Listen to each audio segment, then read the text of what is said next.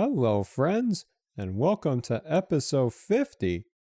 Yes, that's right, episode 50 of the Our Weekly Highlights podcast. My name is Eric, and I'll be honest, I am amazed by reaching this milestone, and I'll actually have a bit more to share about this when we wrap up the episode. But today we are covering the issue highlights for week 30, released on July 26, 2021. And through what I may consider a serendipitous coincidence, it just so happens that it was my turn for the next issue curation. And as always, I had great help from the fellow Our Weekly team members and contributors, and this time I had a lot of that help in real time, which I'll share in the episode wrap-up. Back in episode 46 of this podcast, I was excited to share with all of you my impressions of the announcement of the third annual Shiny Contest winners as held by our studio earlier this year. With the great number of submissions this year, it's interesting to take a look at how these applications are constructed and see what kind of patterns emerge that we all can learn from in terms of best practices for building Shiny applications. Well, our studio software engineer and member of the Shiny team, Nick Strayer, did just that in a recent blog post on the RStudio blog, sharing some key takeaways and patterns that they have seen for enhanced Shiny application development best practices. Nick highlights 3 entries that were submitted in this year's contest, with each of them demonstrating a very important, repeatable pattern that can really make your applications be taken to another level. First up was the Commute Explorer by Stefan Schliebs that lets you analyze the community behavior of New Zealanders using the Stats NZ Census 2018 dataset. This application makes excellent use of a concept that I've been, you might say, a bit loud about, of Shiny modules for compartmentalizing different parts of your application. And what was nice about the Commute Explorer is the way that the information flowed between the main application logic and the modules, and that was accomplished by passing reactive values as parameters in each module's server-side function. That's an area that I think is very important once you start building in more than a handful of Shiny modules, so much so that I wrote an entire article about it on the Shiny documentation site, which we'll link to in this episode's show notes. Another common theme we saw in many apps is the way they customize the overall appearance and themes via styling. The Wedding app by Margot Brard was an excellent demonstration of how you can make an application stand out and practically hide any traces of it being built with a typical Shiny framework. Certainly the world of CSS and styling can be a somewhat daunting task if you've never been in this world of web development, but being able to leverage the examples seen in these submissions combined with the recent advancements in Shiny with theming thanks to the powerful BSlib and thematic packages, it now becomes much more attainable to achieve a polished and unique look to your applications using these fundamental technologies that are now part of the standard Shiny ecosystem. Lastly, Nick highlights the Restore app by Luke Negota and Ann Cowley that reveals the organization of how reactive variables are constructed. In this application, the authors would avoid complex nesting of particular objects or processing within the application server logic, which could be very hard to parse and debug if every part of the reactive processing was included in a major observe or observe event block. Being able to separate server-side computations as individual reactives is a terrific way to organize your application's codebase and to ensure future collaborators or perhaps even future you, will be able to understand the individual pieces effectively. These are just a few of the techniques seen in many of the application submissions. And if you would like more details on how these applications were constructed, feel free to check out the RStudio community, and in particular the Shiny Contest tag, to review all of the submissions and see which ones you would like to pursue further in your journey of Shiny development. I've been able to see some great emerging trends in how our users around the world are supercharging their analyses of data and also their presentation of results. And little did I know that in this next highlight, we will see the convergence of two very, what seem to be distinct paradigms coming together in such a seamless and effective way. Now, just what am I referring to here?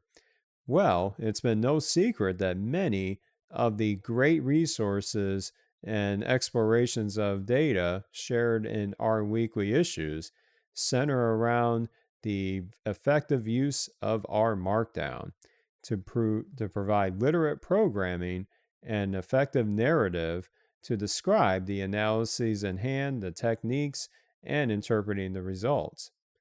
And going back to episode 19, I was excited to be able to share my take on the relatively new Targetopia, in essence, the ecosystem around the very highly acclaimed Targets package by statistician Will Landau.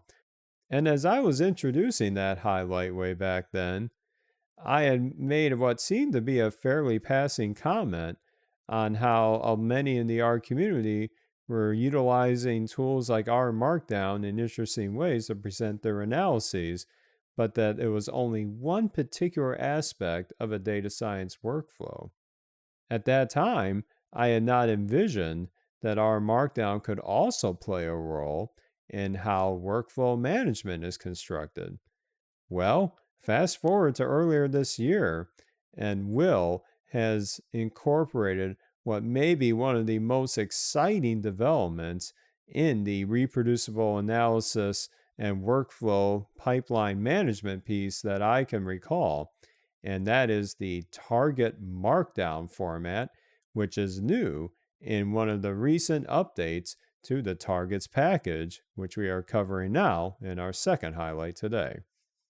In a nutshell, target markdown takes the excellent benefits of literate programming, as we have seen in the traditional R Markdown format, and adds in special chunk types that can interface directly with the targets package itself to be able to neatly construct both the narrative around the particular analysis workflow and setting up the various targets to actually carry out your analysis.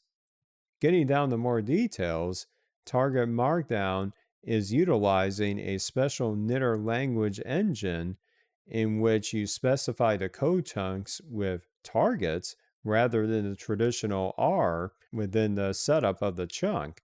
And many options exist to be able to fine tune the settings of these chunks to produce what will result in a traditional targets pipeline.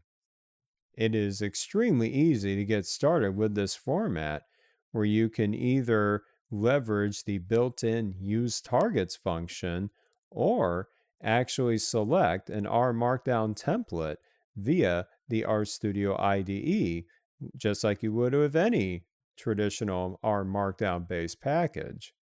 The potential that Target Markdown brings is absolutely immense in many situations. Too many times, many of us, and I'll even include myself in this, have built very sophisticated sets of R scripts, which in and of itself can be difficult to manage, especially when you look at the entire data analysis pipeline. And then, as we were getting closer to maybe finalizing or interpreting the results of that analysis, I would actually produce a separate R Markdown document that would try to source at least some of those results via those additional scripts and tidy it up all together into a separate document. But the issue is now I have multiple components that are each separated, and trying to keep each of them in line can be a major difficulty. But what Target Markdown is bringing is to those that are comfortable with the idea of documenting the exact details of your analysis in a clear way via R Markdown so that you minimize, of course, the copy paste issue that we often have dealt with in the past. But now you can turn that up even more notches, so to speak, by being able to harness the power of targets so that you don't have to rerun particular steps of analysis if only a few inputs change or you simply want to tweak the final presentation of results. Now, everything can be bundled together in a single R Markdown document or perhaps a collection of R Markdown documents that would make the final version being a bookdown format or even a website.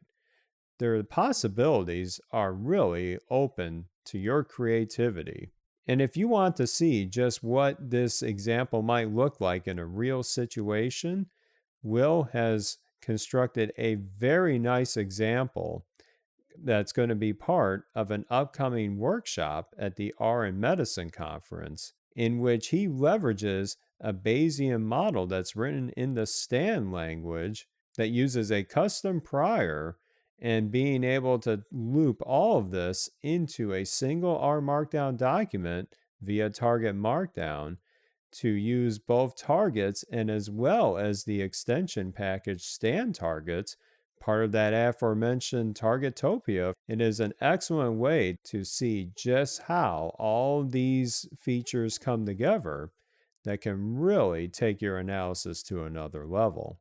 The latest release of targets has additional important enhancements and features, not just with Target Markdown, including some enhancements to the tar watch and tar poll functions to make them even more usable in many situations, along with other minor bug fixes and features that were included. The supplements section of this episode's show notes will have complete details on the actual changes in this release, but it is again a very exciting time in the target's life cycle to introduce such an innovative new way of constructing your analysis pipelines with the R Markdown format, giving you another avenue to leverage the power of workflow management in the R ecosystem. Another common theme we've seen in the 49 previous episodes has been the extensive customizations and creativity that's possible with ggplot2. The enhanced system for extensions that was introduced in previous releases of ggplot2 make it pretty straightforward now that with the right investment in time and effort, you too can create your own wrappers that take ggplot2 in different directions or even slightly change how existing functionality works.